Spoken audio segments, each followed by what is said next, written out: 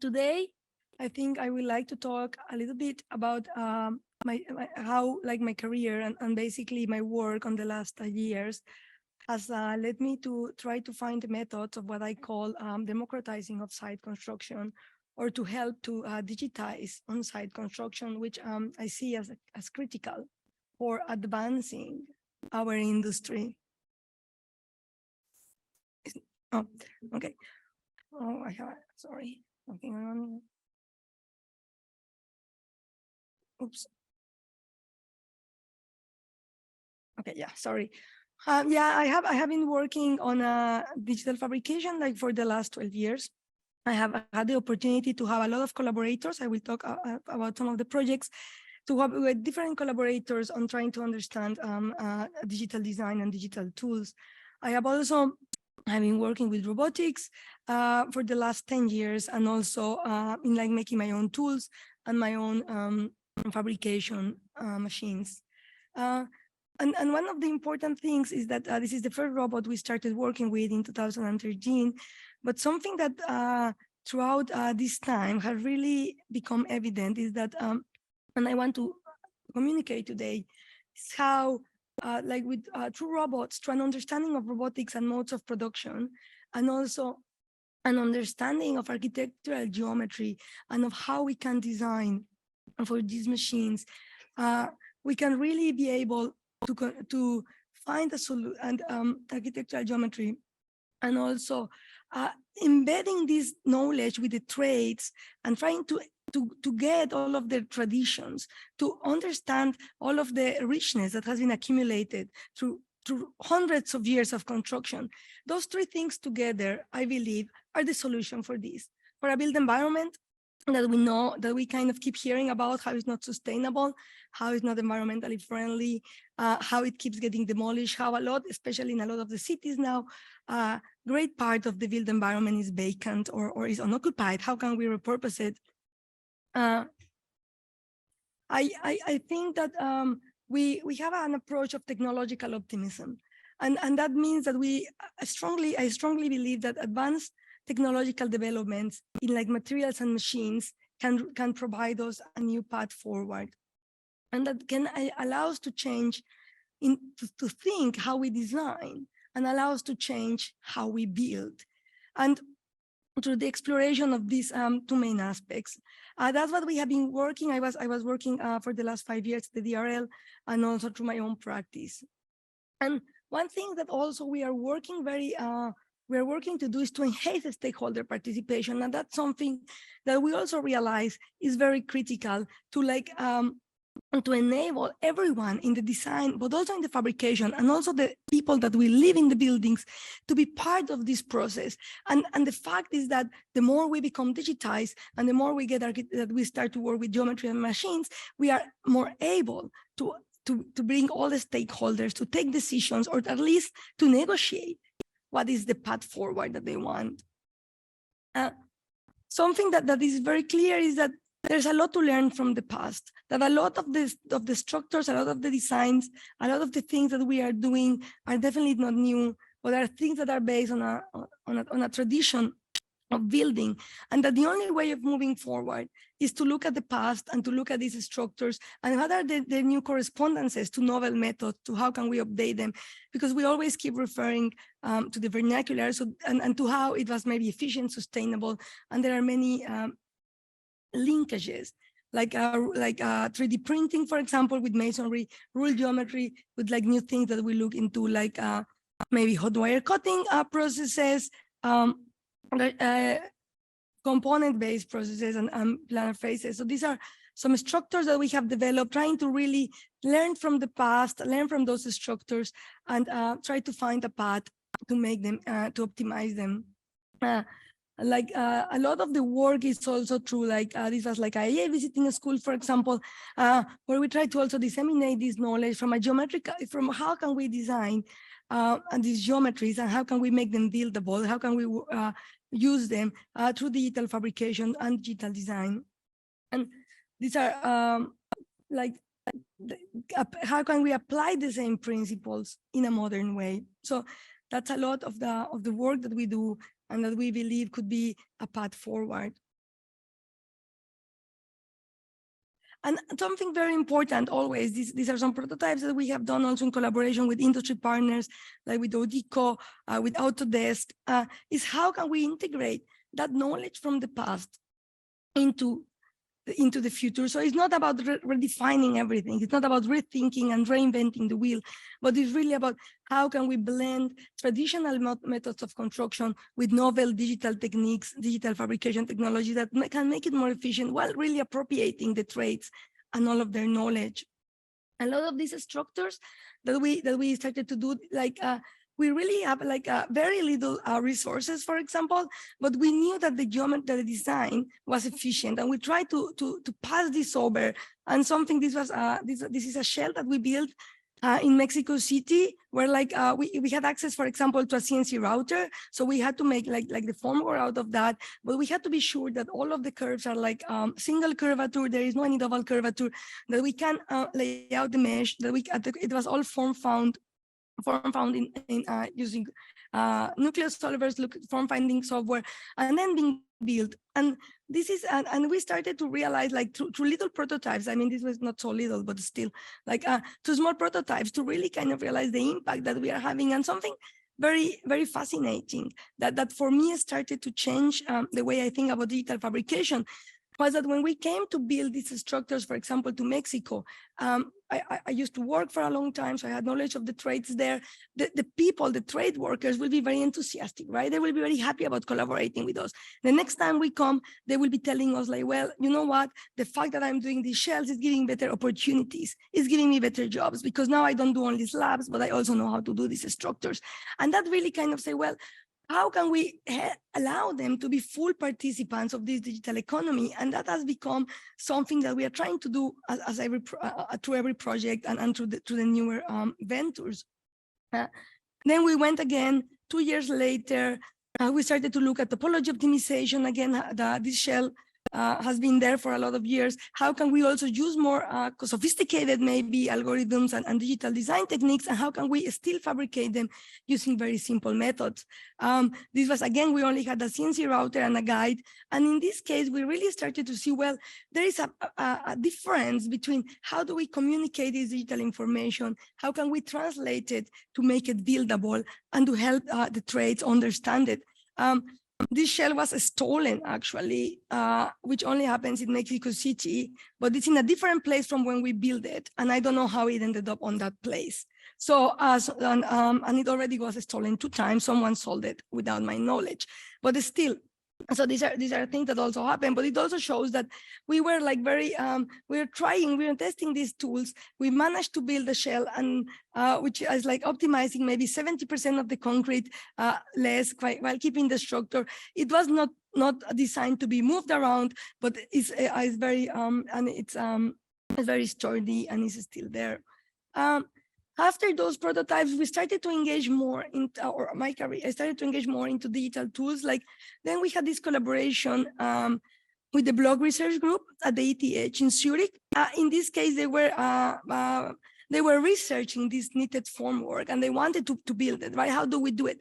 And this was a very special project, because basically the knitted formwork required from a scaffolding. How will it be attached? And this was required to be made to a high degree of precision, to be sure that when it comes and when it's stretched, it gets it forms fine, the correct form, that is the one that was calculated to be resisting.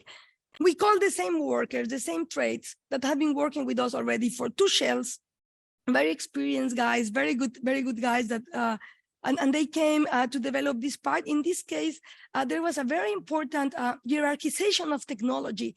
And what I mean is, we knew that we couldn't do everything by using digital fabrication machines, just because that's not available. That's not the way that things work.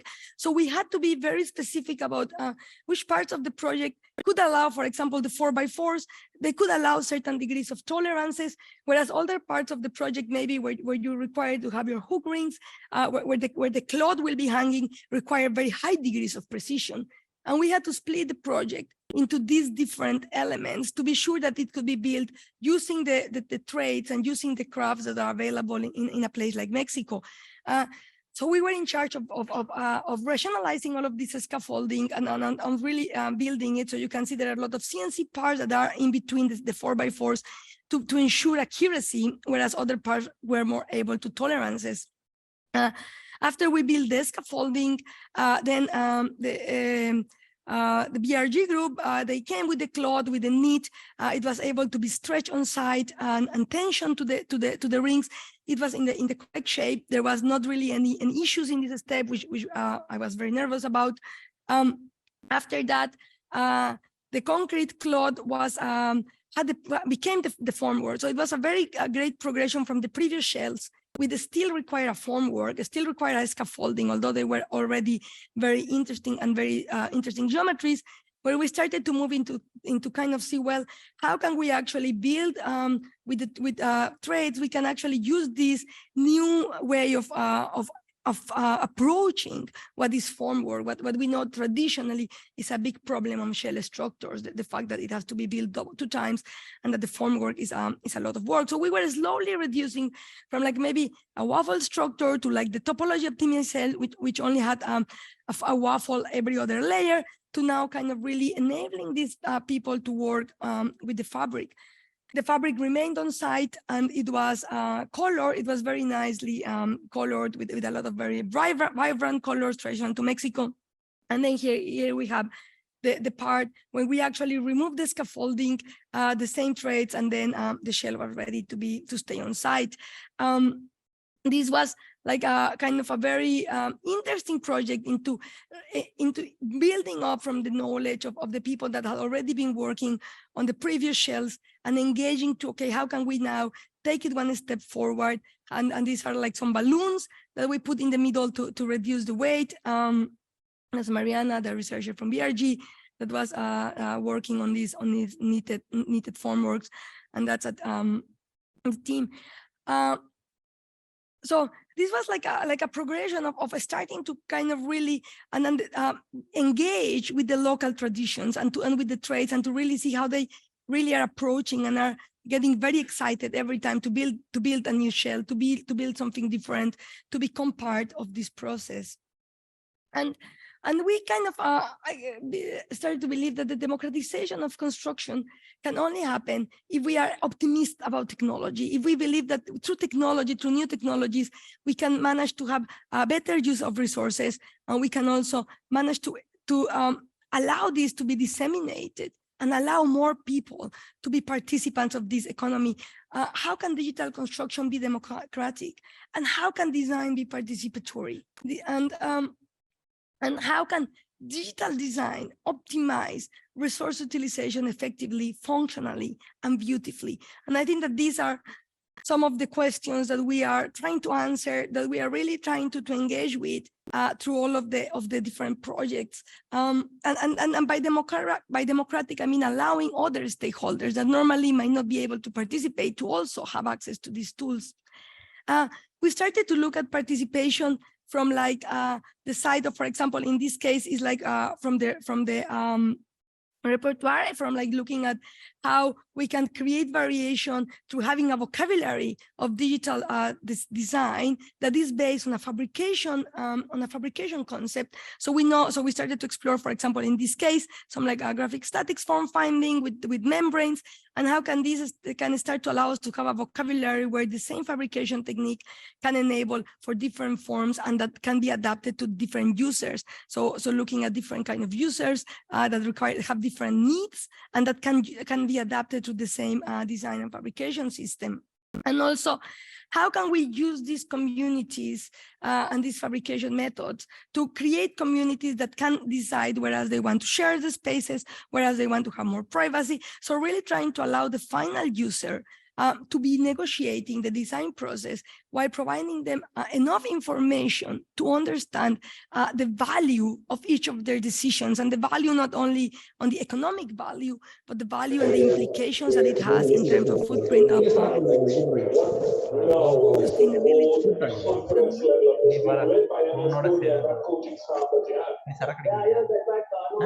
Sorry.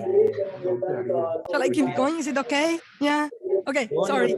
And in terms of like the decisions that they are making, how can they start to be part of these trade-offs as opposed to just be having one house or only be choosing between one size fit all, be able to negotiate what do they want, how much do they want of it, how much privacy they want, how much space they want, how much ownership they want, and really trying to work into making all of these part of a participatory process.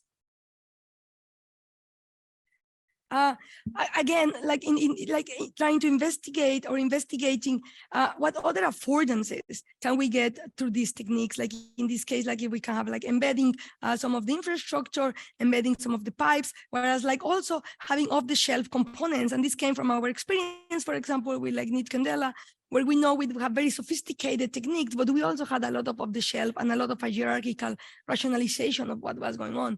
So really trying to follow this conversation. And we kind of explored this for a long time at the DRL. This was part of my studio coroning with Shaje Bushan, and like kind of starting to explore all of these concepts. We also started to engage into gaming, into using gaming engines, and to start to explore how can a platform or a software platform that allows people to choose to start to have their details, but also the same way that maybe you go into Tinder or you go into other platforms and you choose what do you want, where do you swipe, you could also start to choose what is what you're willing to trade off and what is what you require on your house, on your spatial, on your spaces, and really kind of trying to push that agenda as a solution for a lot of the as a view as a solution in contrast to the one size fit all, or like you have a few solutions that currently exist. So in this case, like we were allowing people to choose whereas they want to share one room, whereas they don't want to share it, how much they want to share, and how much will that impact the final design. And also, but always, and for me, what has always been very important about all of these different research is that a lot of the feedback that we are providing is in the form of the fabrication tools, of like how is the impact of your decisions is taking. So in this case, it was another project, again looking at sharing, at trade-offs, at communicating different spatial requirements, but at the same time that users were kind of deciding what do they want. They could also be looking at how it will be fabricated, and they could also have these options to be picking from. So in this case, there was all a hot wire cutting process, a hot wire cutting project, with the idea of having this customized kit of parts to be as a selection, or as the part of the process where they could start to make these decisions. So this was starting to kind of mix these two parts between customization, trade-offs, and stakeholder participation from the fabricator, the designer, and the user.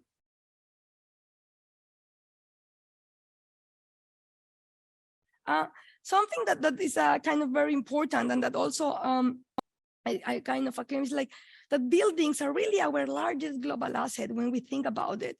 Like they are, like the value of the built environment is twice the world's oil reserves, 30 times the world's gold stock. So the value of what we are doing, how we treat the built environment, is really something to be considered. And it's not only about making the biggest building or the most funny one, but it's about really engaging with all of the people and all of the SMEs that are involved in this.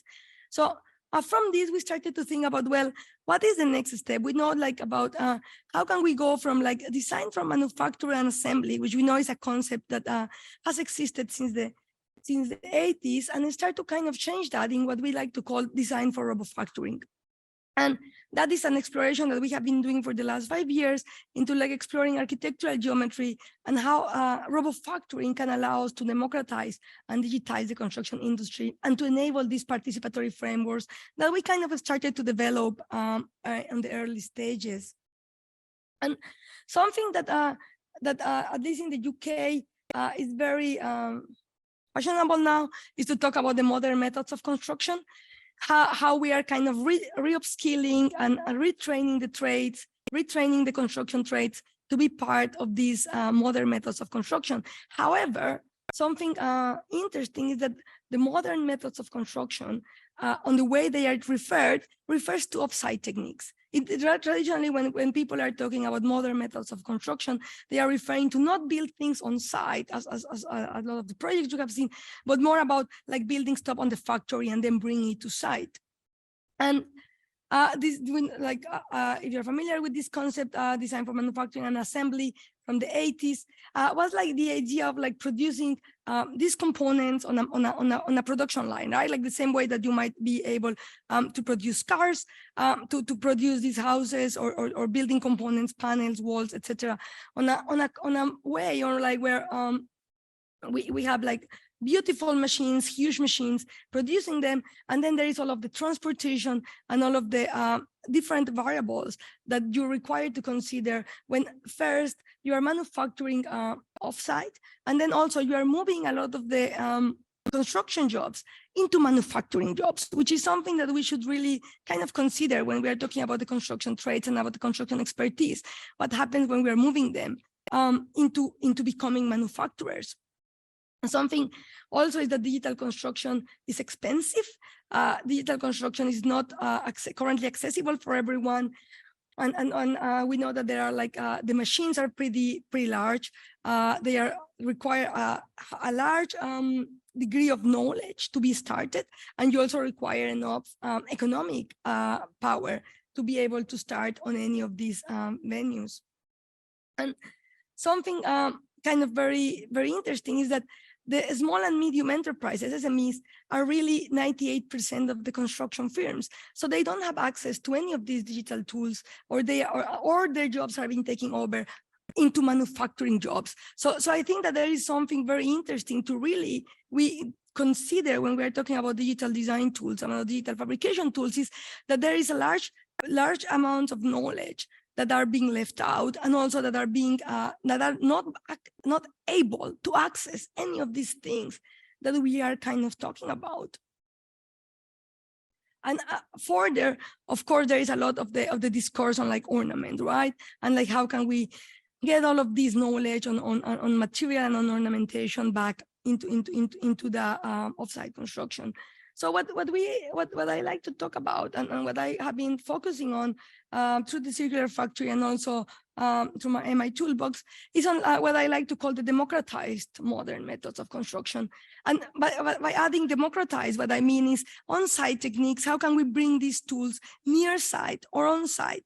And how can we make these processes accessible to a lot of more people in the industry? So DFMI, design for manufacturing, on the 80s, and now we are thinking that we can move to design for robofacturing, DFR, which is like flexible robot cells that can robofacture high quality products that are accessible, that have that are cheaper, but also in terms of knowledge, and that are also available for more people in the industry to have an access to these to the digitization of our industry. A lot of the things that we started to work with was with the idea of like, how can we encapsulate, how can we move a lot of the processes into the robots? How can we move a lot of the processes from the large machines to be made into like by smaller machines that are more flexible, that can handle more tools, and that also, of course, there is a trade-off between maybe like accuracies, between maybe a precision time, but is this something valuable? And also, how can we bring the machines, and that's something that we are working on, how can we bring the machines on-site or near-site, as opposed to be bringing the finished material on-site or near-site, especially when you consider after the COVID pandemic, the freight, the cost of transportation, all of these supply chains were disrupted.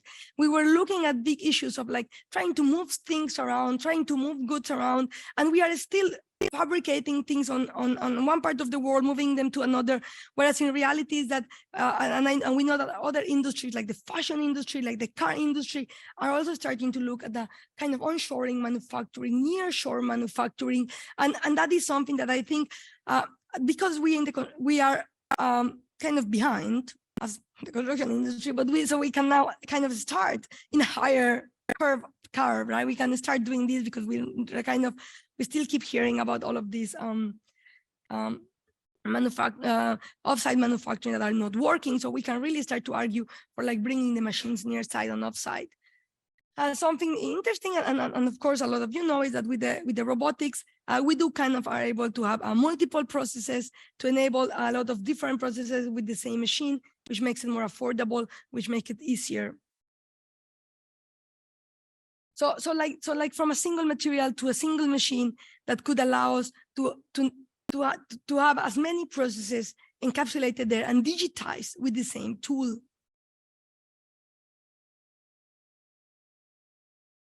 And we kind of course, like did a lot of work on like how like these end effectors, like different tools. What can we make with these machines? These were like some of our early kind of extruders, and also kind of this might have sound, no, like also kind of wire cutting, scanning, 3D printing, a lot of other kind of processes, and like really kind of testing, well, what are all the different processes and different sequences and workflows that we can start to enable. So this was one of our collaborations with the Odico in Denmark, when they kind of allow us to use the robots to build a one-to-one scale prototype of one of those co-living units that you saw when that were customizable.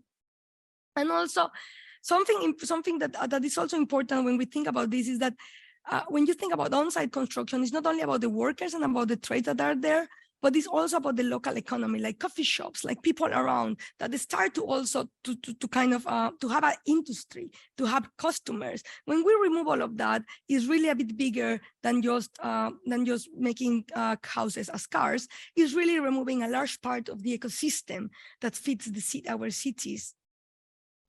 Design for manufacturing, of course, will require from new vocabularies because we are having limited resources. We are not having the large machines. We are not having the large transportation. We are kind of trying to look at the new vocabularies that can allow us to design with a single machine and and with like limited processes. And I think that the fact of not unlimited amount of resources is something that is becoming more, that we are more engaged now, and that is kind of very important. So we also started to look at like, how can this configuration, how can these different pieces start to grow, and what are the implications that they will have into how they are built. So this was like a kind of fabric project into like bending pipes, like similar to the first shell that we built, pipe bending with fabric. And what is the repertoire that if you only have one tool, if you can only bend pipes and you can only use fabric, what is kind of the repertoire that kind of start to enable you? And then what will be the combinatorials of the different design options that this kind of repertoire could allow you to offer to the people? So then we after this project, we move into like a facade panel project that we are developing for like an architectural company as our partners. They are called Dialogue. And in this case, we took a lot of these ideas again and tried to create a platform that has that allows the different design options while also providing all the time all of these machine information and performance information as you are going through the different design options. So we started by designing a facade. This is a building in Calgary that is going to be retrofitted. Is vacant currently, like unfortunately, like the other 70% of the buildings in downtown Calgary, which are vacant. So we designed this facade, which is hanging from the existing slabs, is based on a steel nodes that are kind of hanging from the slab, are connected to the slab. So it looks like a curtain wall facade system. And then we establish different parameters. All of this is like bend wood, and also like kind of starting to play with like environmental performance. How is the environmental performance of the facade, defining the different panels, the different materiality on the different panels. And of course, this is also done with another collaborator, which is called Ferguson, who is a facade manufacturer, who are like kind of looking at these ruled surfaces or at these surfaces that can allow them to have a flat glazing as opposed to any kind of curved glazing. So we started to look at all of these different variables, and of course, like kind of saying, okay, how can we first optimize for maybe environmental performance, thermal performance, which is something that we now have a lot of tools to do in a very quantitative way. We see it every other day. It's something that we know that we can explore. And then we started to also look at how can we like bend these members, how can we start to make them work? So we look at different combinations of different like kind of wood, for example. In this case, it's like a Douglas fir wood, like very thin, soft wood in the inside, more harder wood on the outside, to kind of try to have a thinner pieces, lighter weight pieces, while still keeping the strength and the robustness that we require. After this, we kind of look at the bending processes, different bending processes for our laminations. And all of this was trying to be done in the setup that will be inside as a cell, right? So this is like a very limited, like 20-foot container sort of configuration where the two robots are operating, and where we are trying to enable them to do as many processes as possible, with the idea that can this be actually manufactured near site? Can we bring the cell to a place that is near site? And so this was all done trying to replicate the cell. Then we had the bending process, then we had the cutting process, the milling process, and also like kind of all of the kind of slide edging for like being able to connect this facade to the nodes. So this was like one of the first kind of iterations that we were doing in trying to really understand quantify all of the fabrication processes that we require, like in terms of the laminations, the amount of wood, the amount of time, how much it takes to dry, how much time does the robot requires for each of these processes. Oh, sorry, that was also a video. And after that, we started to kind of take all of this information and try to say, how can we make this information very transparent and very accessible to everyone else? So then we did, oh, sorry, what happened? Okay, no one is getting shot, but this is, sorry for that. Like it's just a guy walking around. So then we started to also design, to kind of go to model the interior. So now we have encapsulated all of the fabrication parameters for this bent timber facade. We know how we take. Now we want to allow the people that will be occupying this space to make the decisions of how they want this facade to either protrude inside, be outside, what do they want the panels to do. So at the beginning, we started to just like build this and allow people to go inside, to kind of look how much time they spend looking at the different objects, how much time it takes, what starts to call their attention. And then we start to allow them to make decisions. So now then they can start to like move them to start to decide whereas they wanted to be more in, more out, while we're giving them all of the information that you can see. For example, in the lower part is all of the information in terms of like radiation, sky view, zone exposure, what thermal environmental decisions, what they are doing, what they are moving is having, and also in terms of fabrication times. What is that meaning? And of course, in able to allow for this to happen, you do have to look at the combinatorial, right? Because we know that there are like so many options, but not all of these options will be feasible. If we just allow people to go and play with the shooting thing and just be moving things in and out, of course, there will be a lot of options that are not feasible for us to fabricate. And we don't want people to be under the understanding that they spend all this time deciding how they want it to look. And then we tell them, well, sorry, that actually cannot be built. So we started to look at, so we kind of develop all of the different combinations. Of course, this was like a huge amount of possibilities because we have like around 150 nodes on the facade, and each node can be like it cannot be cantilevering too much. The engineers wouldn't allow us to that. Although Mania is here, maybe she would, but the engineers there are very conventional, so they could only allow us to go slightly outside of the facade and just in. So that's so that was like the maximum that we could allow people to push and pull. And then based on that, you can see that we kind of really started to explore, okay, what are all the different options? And then it comes like, okay, now we need to evaluate them before we kind of, this is all on the back end of what is going on between that pushing and pulling, right? And so now, okay, these are all of your like kind of different combinations, maybe. These are just a fraction of the combinations that you can have. And then how can we start to also like evaluate all of them for the radiation? Like if you, because you can make the panels opaque or transparent, how many options do we actually give the user? So we really start to play with these constraints and with this system and to design the system. And then also the fabrication thing, right? So how much can we bend this timber, and how much will it be allowed with the parameters that our engineers have given us for the facade node, but also for the material. for the laminations, we only have like a maximum radius that was feasible. So we needed to, we were calculating all of this on the background while people were being able to make all of these decisions. And the idea here was to create a platform that can enable stakeholder participation from the users, but also being informed by all of the decisions but also being getting this information about fabrication and thermal and performance parameters and what is acceptable. Yeah, so that's kind of a platform that we are now testing with a different initially it was to be tested with only like users, but then also architects also wanted to test it, so now they're also working with it, and they are now kind of also playing around with this Unreal game and like kind of just moving them around. And of course we are also fabricating some of the prototypes on the back on kind of showing how is this built. So these are some examples. So this is the prototype that we built, and that this is one of the first ones, one of the panels with like the steel nodes that are holding it on place. We have 100 more of these to still build. Another thing that also we kind of also do our own machines. So that is also something that you do. We know that machines can make us smarter, and especially that machines is that common ground where materials and our ideas meet, and that we really need to kind of understand machines to be able to understand materials and to form new ideas of how much can we push it and what can we do. So we developed this project. This was like it's called a curved timber laminas, which basically is like a graphic statics kind of found geometry. And in this case, the architects, what they really wanted was to show the lamination and to make it a very kind of a strong feature of the design process.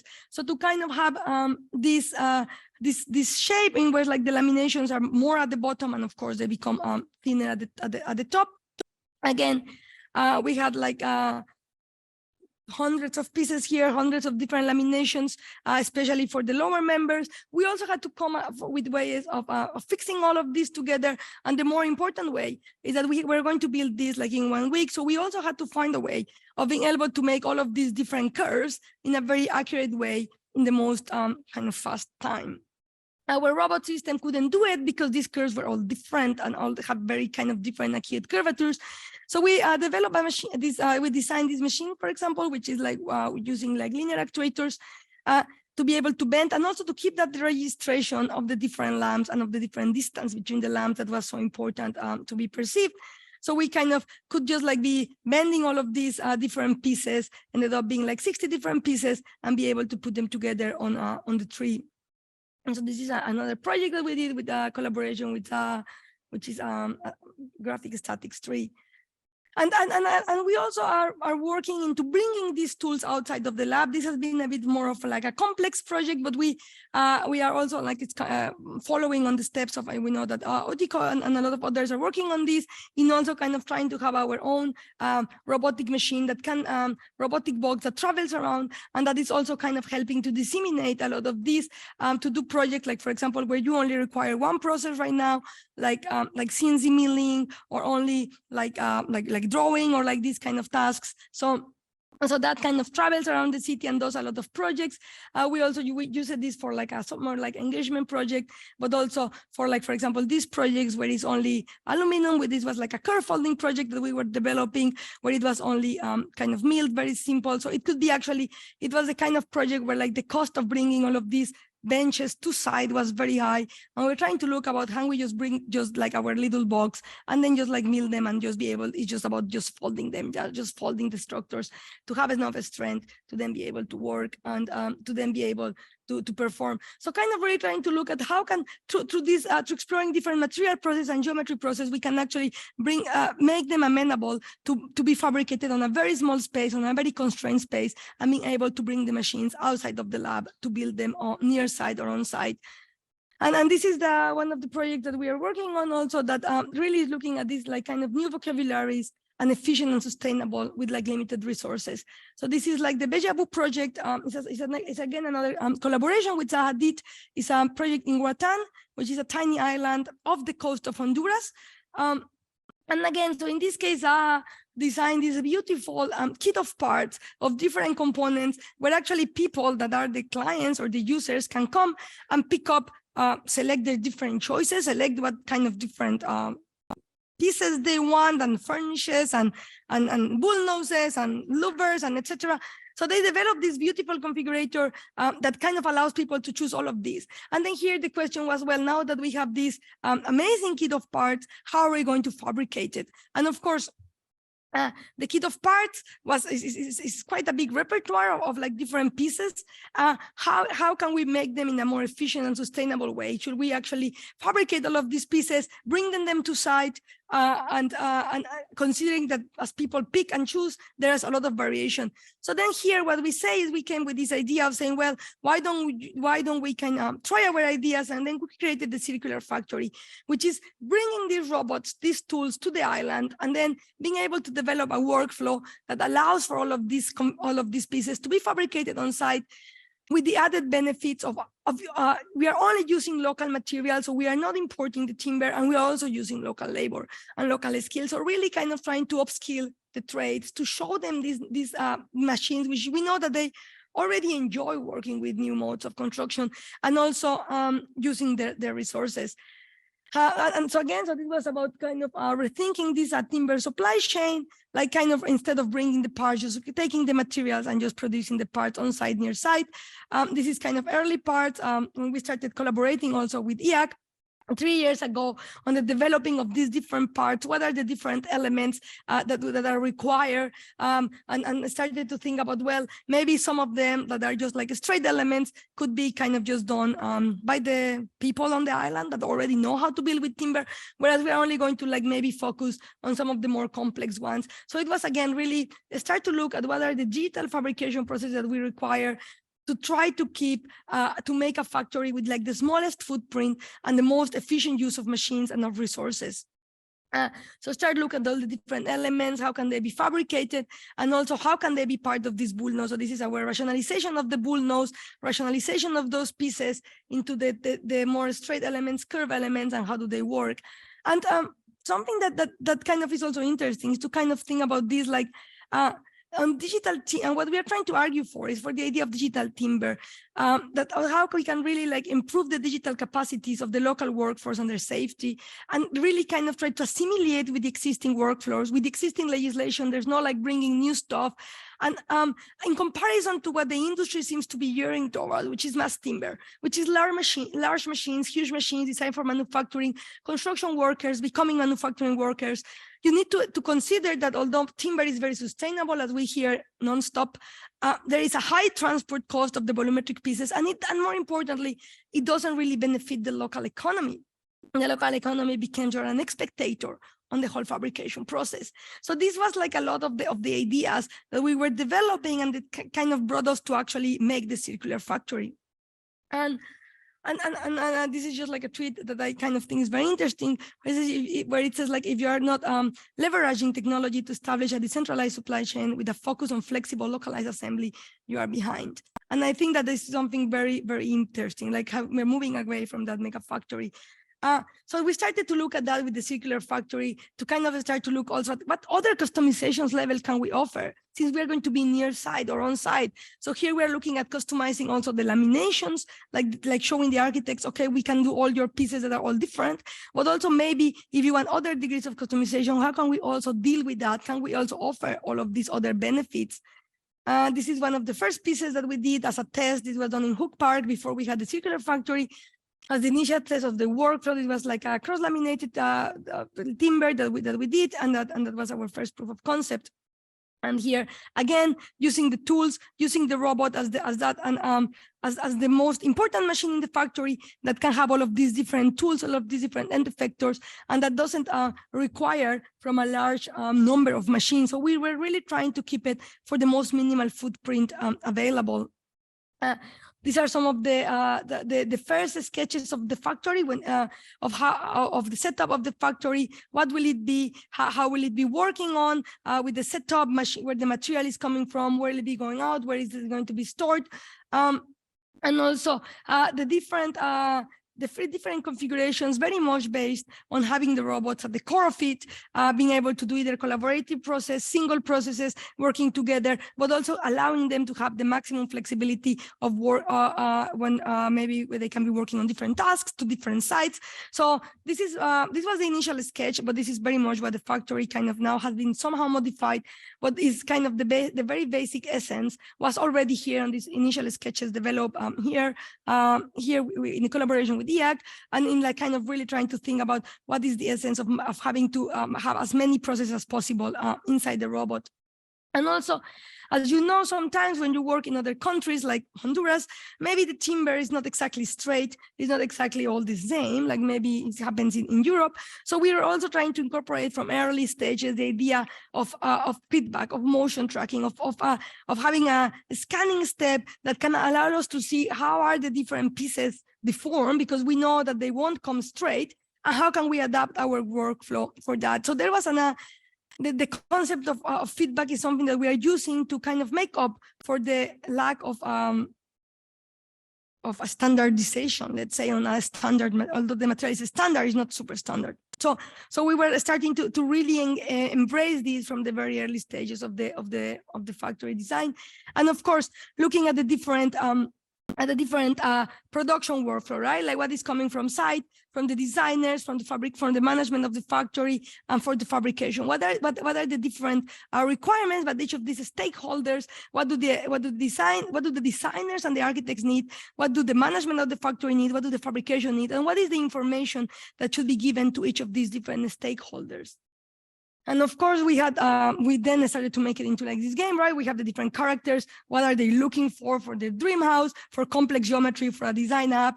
And what are the circular factory team? What do we need and what do we want? And what are the different obstacles that potentially each of these stakeholders will be facing? So this was something that we started to do when we started to work in our app or in our digital kind of workflow also, that kind of is aiming to communicate all of this information to the designers.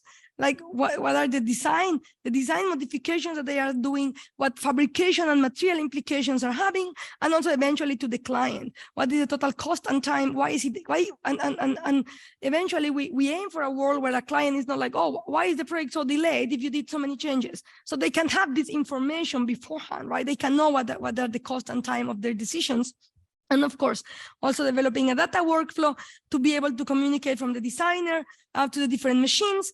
We have the CNC machines, the robots, and also to the factory workers who kind of have these tablets where they can be consulting the information, what piece is next, what piece they are doing. So really trying to keep all of the workflow of the data within the factory. So then that kind of took us to start to develop our digital workflow. So this is kind of the first iteration of it, where we kind of go from the different parts of the design, the different parts of these bullnose with the different lamination options that the designers might be interested on. How are they split into pieces? Also, something important is that on the island, for example, we don't have cranes. We don't have machines that can carry high loads. We only have like 2.5-ton forklifts and telehandlers.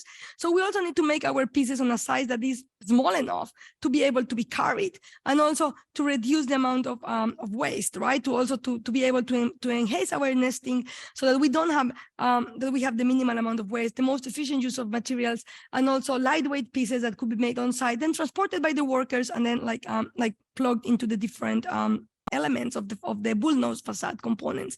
So here, these are some of the corners of the bullnose who are like cut already, made into boards, and then kind of laminated before being finally kind of milled by the robots to get all of the shapes. Of course, there are many conversations going on about what are the different lamination strategies, and whereas like this is our new fabrication strategy. But all of this is information that we are constantly kind of feeding back also to the designers, and we also have a different workflow, for example, for like the more linear elements, which require from a different approach. They are more, and also they could be lighter weight. They are fabricated in a different direction to keep them to keep them void, to be able to keep and also to kind of be able to make them match in how it looks between the curve and the linear elements, because that's something that is very critical also in this case. So we are having all of these different conversations on the way that the platform operates and on the way that every process is kind of understood and is kind of developed to be able to then be communicated back. So this is our workflow for like more linear pieces.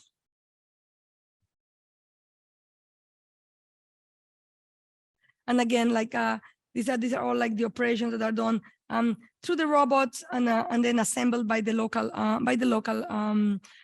trades who are working also with those. And I also kind of learning about the whole workflow and about the whole production process. We do have our instructions for every different machine. So the idea here is that also like you can see like what every machine is doing, what is it has to do next, and also what materials, what is the bill of materials, what are the different materials that the worker requires to bring to that machine, and he can and he or she is able to tick whereas is correct, whereas it's finished, whereas there is an error, whereas this needs to be redone, and then it can also see what is the piece that is going to be come out of every single every single sheet of material. So it can also understand whereas position it has to orientate based on like the efficiencies of the wood, maybe whereas there are imperfections and etc. It can also start to understand that. And also access like the whole kind of catalog that it has just become very interesting and very extensive of all of the repertoire of the different pieces that we are kind of developing. And again, it's trying to keep this very transparent kind of flow of information. So then you can see, oops, sorry.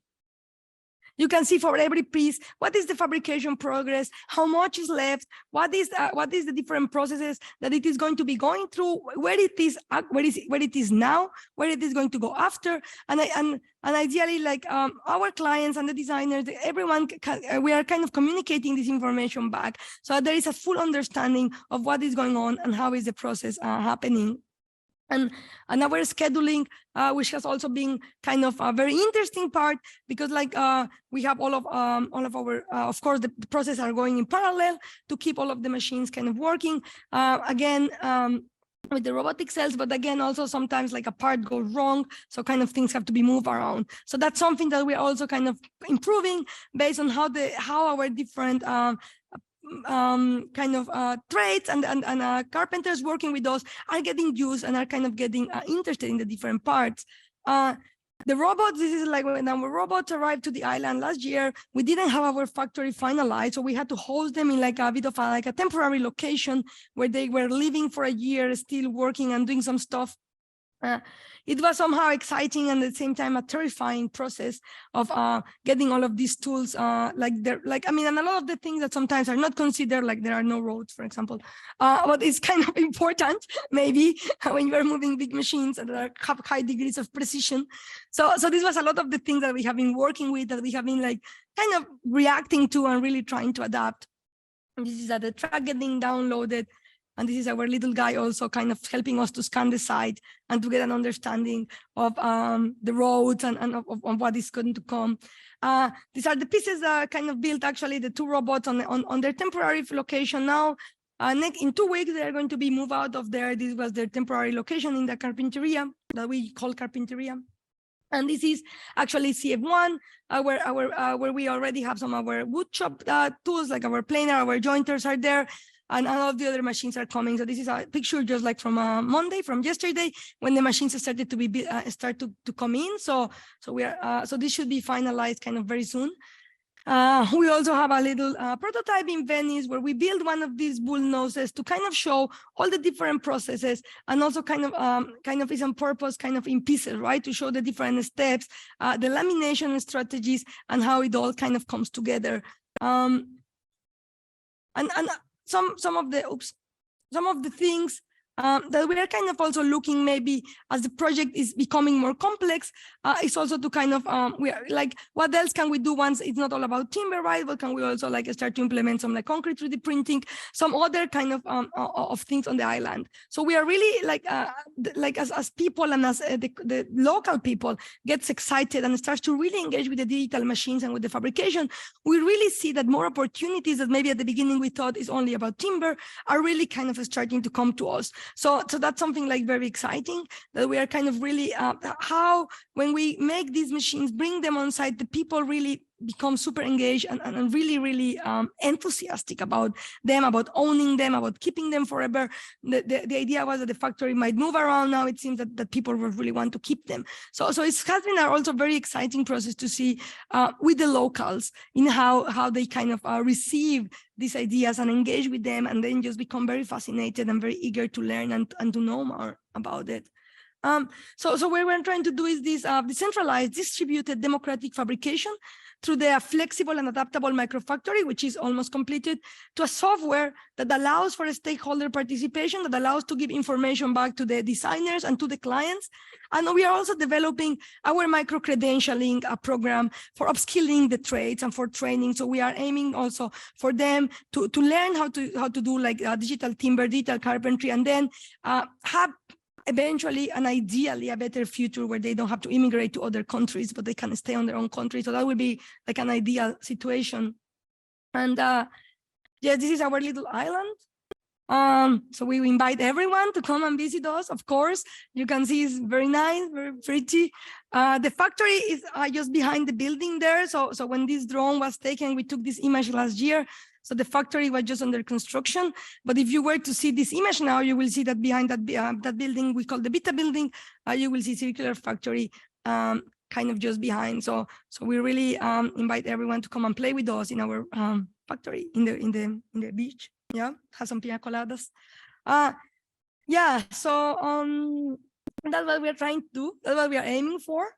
And yeah, thank you very much.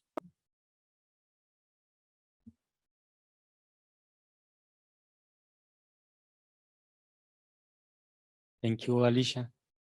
So first of all, congratulations for the impressive amount of work. I think it's astonishing to see how much you are not only setting a goal, but you are also in parallel providing a solution towards it. I think this is really the message of what you share with us today and how you're doing it. You're doing it with an incredible creative power, working with a huge network of also institutions, of offices, of architecture, and also workers, on-site workers that are somehow learning from all these experiences.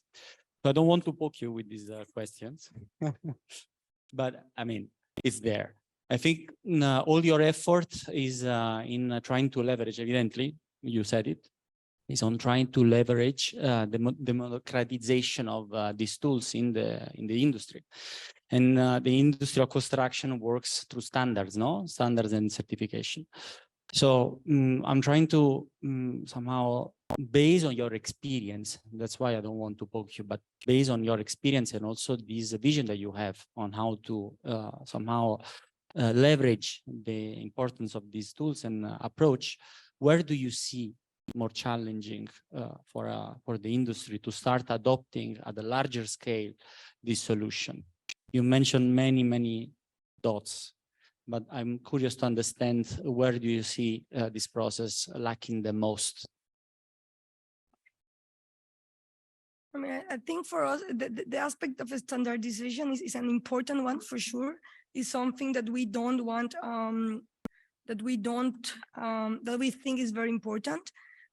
So we are like we are sending our pieces to the US to be tested, to be certified, basically, because we believe that is important to be part of a players. However, something that is interesting is like the fact that the circular factory, for example, is on an island, on a free city, on a new free charter city.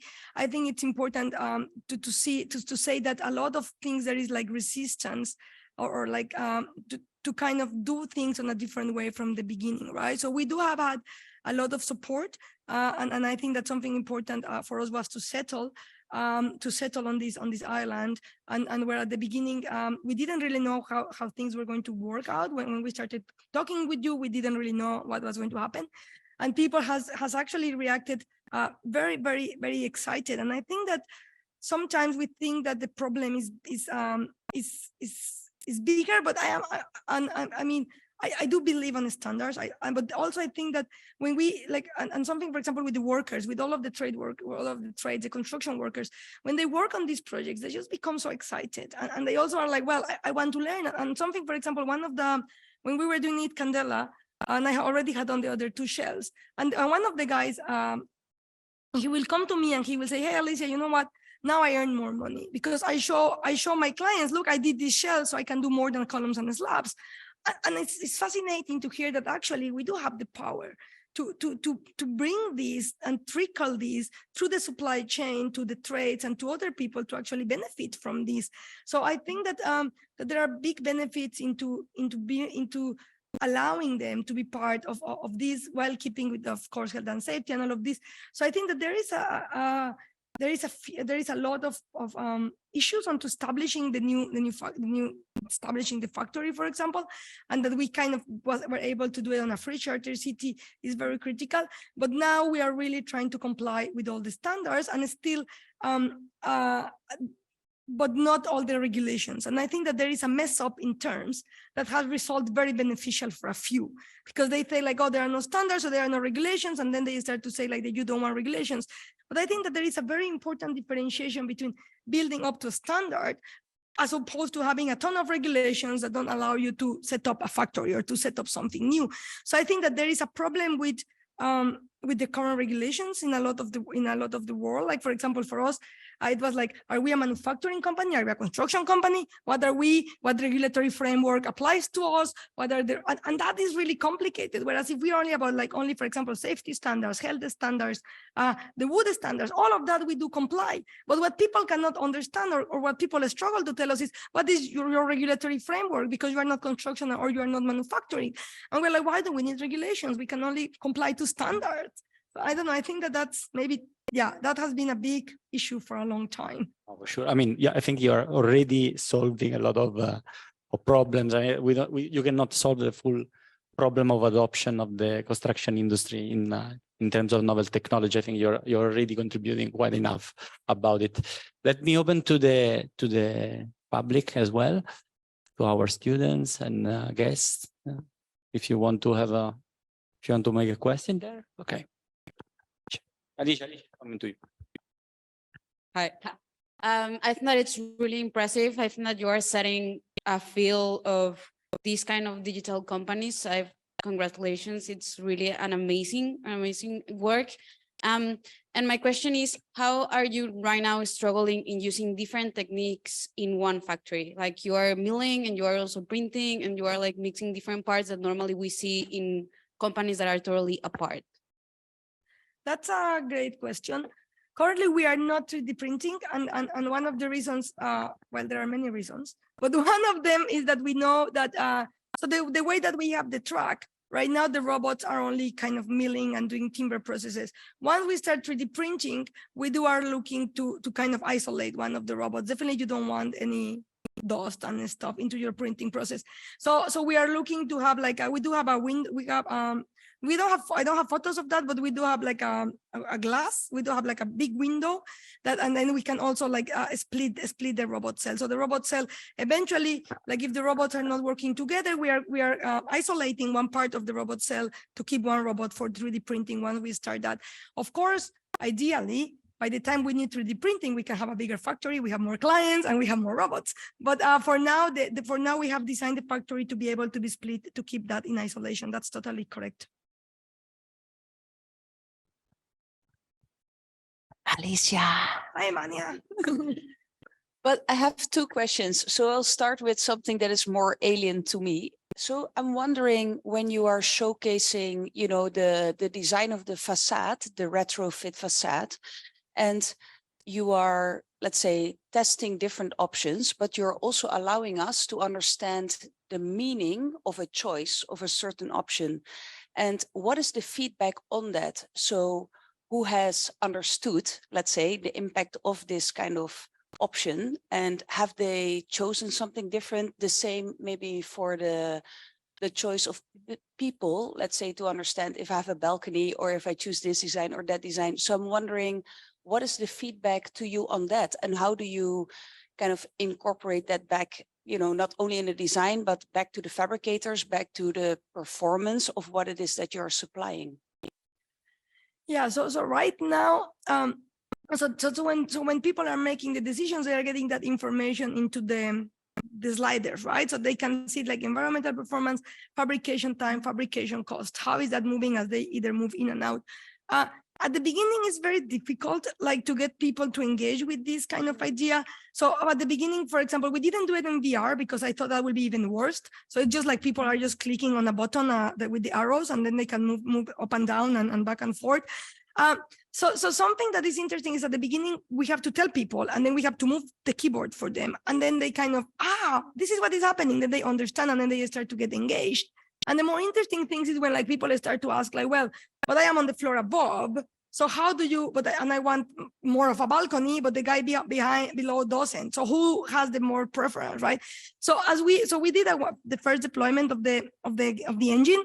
And these were the kind of questions that started to arise, and we are still working through them. So like who will have the better decision, right? And is it based on environmental performance, on fabrication times and material, or just because you like more someone? I don't know, right? So those are kind of things that we are still working through, but it is a challenge for people to understand that. And also I think to limit the amount of choice, because they don't want like a normal human that is not an architect, who didn't care about all of this stuff, right? So it's like so what we are also starting to do now, and it's like encapsulating a lot of these parameters in concepts that are more understandable for people. So like, for example, like carbon footprint, and it could be that the machine will be running for more time, but people kind of understand that better. So we are making them into like groups, and then we only have like a kind of environmental impact and these kind of things, so that concepts that are more maybe used for people, and that encapsulates a lot of variables. So if you move your facade hanging more from the balcony, you have more space, but maybe a larger carbon footprint. And then if you actually are interested, then you can go under the hood and you can see, oh, this means more machining time, or this means more environmental effort. So then you can see, but a lot of people are not interested. So we have been forced to kind of, or we are looking at encapsulating this information into more digestible bits. Yes. But I think that's it, right? It is about the ability to then translate whatever the slider transmit in knowledge that maybe some of us here can understand, but others might not. And I think that is really cool. And on the other side, I also think there's an opportunity of what you mentioned, that a more kind of collective behavior actually might come out of this, because you are saying, well, what if I choose a bigger balcony? What is the impact to the, person below? And so I always think it's nice to look at, okay, what is the difficult part and what is the opportunity? And maybe a more collaborative, kind of discussion can actually happen because you allow people to talk like that. So I think that is super. And I have one more second question, if I can, because I'm thinking, obviously, the amazing part is that you bring the factory to people and you allow them to taste a different way of fabrication. I wonder, what do you take from them? Because obviously you are on an island, like literally, but also in terms of knowledge, in terms of experience, but also things you have not, like, let's say, constructed or, understood perhaps, their way of working. So is it like really a dialogue as well between them, or is it more about the upskilling and you bring everything to them? Or what is the things that actually you learn and take, which always we need also from our side? So I wonder, do you have any kind of interesting aspects that you actually took from the people there that you want to incorporate, in Factory 2.0? I think like we are working with them, but a lot of the times, some of the things that we do realize, and I think that's super valuable, is that we try, I don't know how to say this without sounding terrible, is that they have their own way of understanding things, right? So we don't need to make everything like in tiny bits and pieces. So like in one of the cases, like for example, where we have like the connections of like some of like the pipes, and we are saying, well, because it's a facade, so it's kind of curved, and it's curved in two directions. So you are not, so we are telling you need to cut this in two directions, so you have two different planes, and we think, oh my God, there's no way they are going to do it, right? And then they say like, well, you know what, we do this all the time. Like, for example, we only need like a tiny square with a cross, and then we see the diameter, and then we cut it at an angle to fit that. And I'm like, what? So there are like these kind of things where you are like, well, I don't Like we can make things easier, and they only need to be able to access it. So the fact that they can have the tablet and access the information is already super valuable. And a lot of the steps I think we will end up removing, because we kind of thought, okay, we need to do everything like very silly in a way, very for dummies, but that's not the case. So I think that has been very valuable, because we also learn, well, a lot of these processes can be, a lot of this communication information can be communicated in a way that makes more sense for them and is less complex for us to rationalize. So yeah, but that's interesting. There is skills on the island. There's ebanistery. There are lots of ebanistery people that do like beautiful carpentry. So there are skills, and ideally they do, but they do. I mean, they are very enthusiastic about the robots. Something that they have asked is if they can keep them. I'm like, well, sure. I mean, I'm not the ABB representative, but you can. So I think that is very encouraging to really see them become very passionate about it.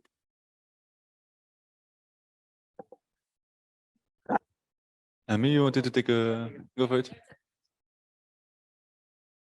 Thank you for your presentation. I find what you're doing super ambitious. My question is a little bit more on the technical side, because you did say you do envision this to tackle different modes of manufacturing. Like right now it's wood and a lot of subtractive, but you could see this in additive eventually too. Because on the research side of robotics fabrication, a lot of the processes that people are researching are not standardizable. I'm wondering if you envision this factory to advance with those researches and try to standardize them to fit them into this model. Meaning there's a lot of progress happening on the research side that is not being entered to construction, that this factory.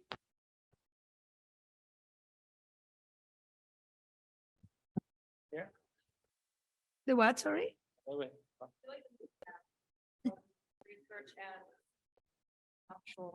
Well, hopefully we want to be the middleman. I guess that's why you guys are coming. No, I mean, yes, but I think that, I mean, we do want to customize a lot of these processes and to enable them. So ideally, yes, we can bring a lot of these innovations. That will be amazing.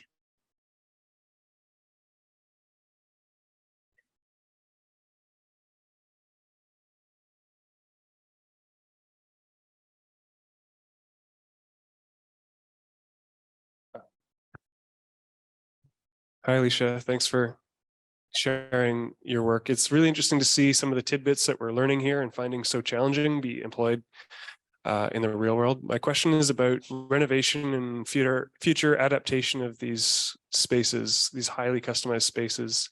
Like, I see it being super beneficial for the people who are first moving into them, but what happens when they want to sell their very customized apartment or their family expands or something like that? How much does renovation factor into a method like this? I mean, it is a timber structure, right? With our customized panel. So I think at the end of the day, it could be, I mean, something interesting about the configurator, and the configurator for the timber houses is not ours, that's us. Is that it really allows for people to kind of also, like, they have a lot of very interesting ideas behind the project, which, like, for example, like 3D property rights, so people can buy also the space above them, so that no one can build something to kind of cover your view, but those if you want to expand in the future, you already own that floor, right? So no one can build a flat on top of you. So they are really kind of introducing a lot of these ideas. So basically, the way that the Saga configurator works is like, and I think I had it somewhere, it's on voxels. So voxels are like boxes, right? So what it's doing is like allowing people to think about that expansion and about the future from those early stages. And I think that I mean, and if you already own the 3D property rights of the property above you, and then you want to expand, or you can also rent it. If someone wants to build a flat there, then you can rent it, which currently you don't. If you live on the ground level of a building, you don't get any advantages of charging the rental for the person that lives above you. So they are kind of really trying to introduce that, right? So the configurator kind of allows for all of these different options. And I think that that's interesting. in terms of customizing, there's always these options of like some of the units are like double height, single height. So I think that there is always the option of expansion, and that's something that definitely is embedded into the design. So it's a timber frame, everything else are panels with just like buttons, right? So basically, if I want to remove a panel, I can very easily remove it. So that's really, it's a very every module is 5 by 5 meters, and everything else and there's only like portal frames that hold the structure. So everything else could be modified as you expand or as you want to reduce your space. So that is really much embedded into the design process, which we are not we didn't do, but this is pretty cool.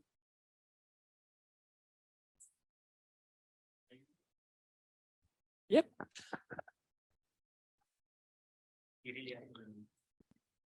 I will be brief. Hi, Alicia. In your presentation, there was like two, I think, directions where that to me are like the exact opposites, where you have one that is where you start from an understanding of a fabrication process and you design what this process wants to make or what this material wants to be. And then you take these constraints and use them creatively. Whereas in the Zaha project, and as far as I understand, like kind of how Zaha might work, you know, starting from the genius architect with the grand vision and so on, it's pretty much the opposite. So you have a design without prior, you know, without previously knowing how it will ever be made. And I'm wondering where you see the differences, how you communicate these constraints to an architect, and also how much influence do you then have on the actual design based on these manufacturing constraints? No, that's great. Yeah, that's right. Also, I think it has been challenging, but also I think that like it has been also very like we propose a lot of things to like in terms of the size of the panels, for example, like we cannot make that because there's no machines to carry, that's too heavy. We cannot make that, we cannot build them, and they have been very receptive to a lot of the fabrication things. So I think that it has been they are very open to that when there is like a rationale. And I think that we have got a very good understanding throughout the project. Like we changed, for example, at the beginning, we were doing like a CLT. Now we are doing more like a glue lamp lamination. We explained them, well, the other one was not working. Panels need to be smaller. We don't find any machine to carry bigger panels. Panels have to be like this. And they are very receptive to that so far. So we have had, so it was a top-down design, but we have been informing like a lot of the things. And also, one of the idea of the platform is that we are sharing it with them, right? So we are not hiding anything, so they can see like what we want, like and what we really want to do, which is not exactly there yet, is that when they modify their mesh and they work all in Maya, so everything is a mesh.